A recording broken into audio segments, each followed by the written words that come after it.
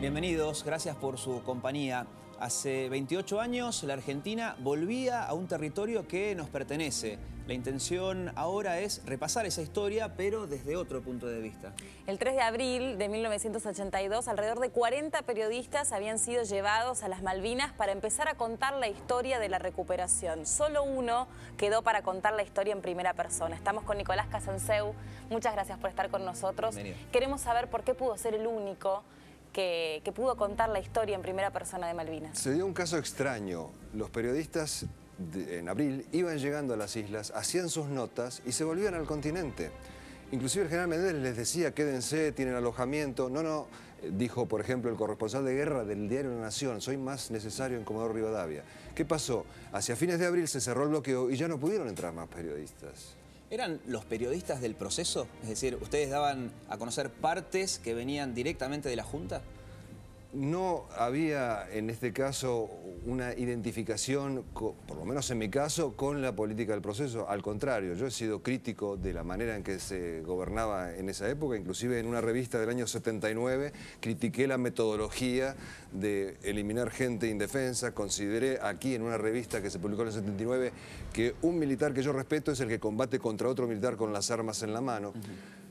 He sido crítico, pero se me ha envuelto en esta maraña de mentiras y de difamaciones que han llevado a que esté proscripto desde hace 28 años. La principal es una de las preguntas, es indudable. Mucha gente cuando lee a usted dice, ese es el señor que le vendía cigarrillos a los soldados en Malvinas. Bueno, parte de esa campaña de descalificar al testigo. Yo era el único prácticamente testigo civil de la guerra, había estado allí, no dependía de ningún servicio ni de ninguna fuerza armada y estaba escribiendo mi primer libro sobre Malvinas.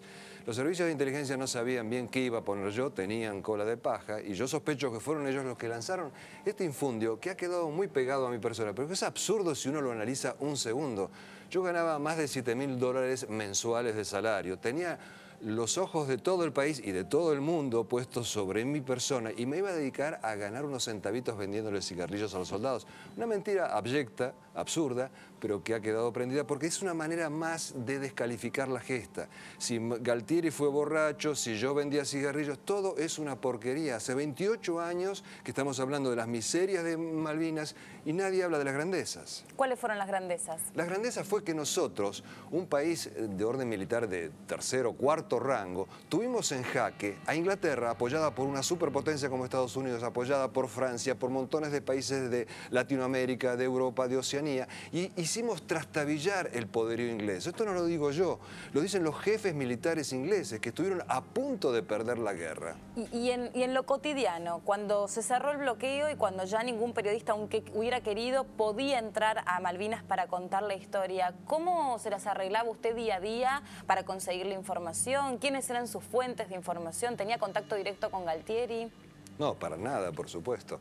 No, era muy difícil como en toda guerra. Hay un dicho, en toda guerra la primera baja es la verdad. Los gobiernos usan la desinformación y la información como armas más en el conflicto. Lo que yo trataba de conseguir información era burlando un poco el control de un oficial de censura que me habían puesto al lado, de ejército, que no me dejaba ir a las unidades de ejército. Entonces, como necesitaba filmar acción, íbamos con mi camarógrafo Triqui Lamela todos los días al aeropuerto, que era bombardeado diariamente y más de una vez. Teníamos acción y la gente de Fuerza Aérea nos dejaba circular. Pero por supuesto todo lo que yo filmaba tenía una censura en Puerto Argentino, otra censura, me enteré después, en Comodoro Rivadavia y una última en Buenos Aires. Como colofón, el 5% de lo que yo filmé con Lamela habrá ido al aire, todo lo demás no, porque evidentemente no era funcional a lo que creían necesario los jefes militares. Que uno dice, las notas de Casanseu de Malvinas, y enseguida asocia con esos chicos inocentes, que con ingenuidad, en algunos casos da esa sensación ahora, decían, estamos bárbaros, se los veía muy bien, y no hay notas suyas que se vean al aire de los chicos con los pies helados o sufriendo lo que es una guerra, ¿no? Están en el 95% ese que fue borrado, porque claro, ni siquiera lo guardaron, lo borraron.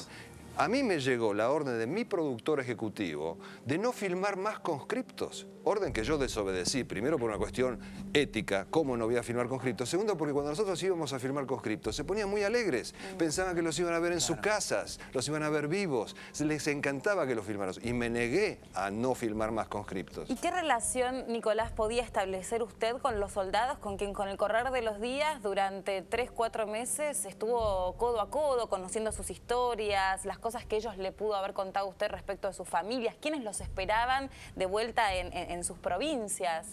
Bueno, la relación era muy estrecha porque no solo caminábamos entre las trincheras, sino que ayudábamos en lo que podíamos a los soldados, sobre todo en el tema de alimentación. El general Menéndez había prohibido que los soldados entraran a las tiendas de los kelpers para evitar el desabastecimiento de los kelpers, y entonces nosotros, los civiles que sí teníamos derecho a entrar, nos dedicábamos a comprarle cosas a los soldados que tenían hambre. Muchas veces de nuestro propio bolsillo, y si no, ellos nos daban dinero, hacían una vaquita y nosotros les comprábamos alimentos. Esa relación de amistad, de hermandad, para mí eran mis hermanos menores, perdura hasta el día de hoy. ¿Eran chicos? Porque siempre se dice los chicos de la guerra, las víctimas, se dice, de la guerra. Sí, eso es un infundio y es una ofensa, y además no solo es una ofensa a los combatientes, es una ofensa al sentido común. ¿De dónde viene la palabra infantería? De infante. En todas las guerras de la historia de la humanidad, los mejores combatientes fueron no los de 18, mucho menores. Entre los ingleses había de 16 y 17 años, son los mejores combatientes. ¿Edades? Era 18 y 19. Pero no eran chicos, eran hombres. Por ejemplo, llega el fin de la guerra y los ingleses preguntan, en tal posición, ¿qué unidad estaba que nos demoró tantas horas? No había ninguna unidad, era el soldado conscripto Mosca Poltronieri, que con su ametralladora detuvo durante varias horas el avance inglés. Otro caso, el jefe máximo de los ingleses, el teniente coronel Jones, un tipo famoso, amado por sus hombres, muy valiente, lo mata un conscripto argentino, Oscar Ledesma. Nadie conoce esto. Oscar Ledesma, después de que mata a Jones, los ingleses lo revientan a trompadas por la furia de que habían matado a su jefe máximo. Y los ingleses también lo ocultan, porque les conviene mucho más que se diga que fue algún oficial que mató a Jones y no un chico de la guerra, un conscripto de 18 años, Oscar Ledesma, que espero algún día le llegue el reconocimiento. Volviendo a la cotidianeidad del trabajo de un periodista, de un corresponsal de guerra, ¿cómo hace una persona para disociarse, para ser un argentino que estaba viviendo en primera persona un pedazo de historia que hoy, a 28 años, nos damos cuenta lo que significó eso? En primera persona, ¿cómo se vivía? Disociarse es imposible.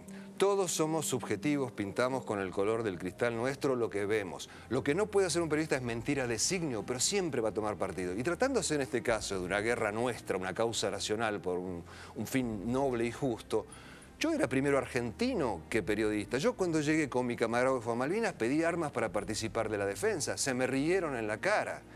Pero esa era nuestra intención. A mí mi camarógrafo de la Mela me dijo, ¿sabes qué? Si acá hay 10.000 tipos defendiendo las islas, yo soy el 10.001. ¿Cuántos años tenía Nicolás? Cumplí 34 en Malvinas.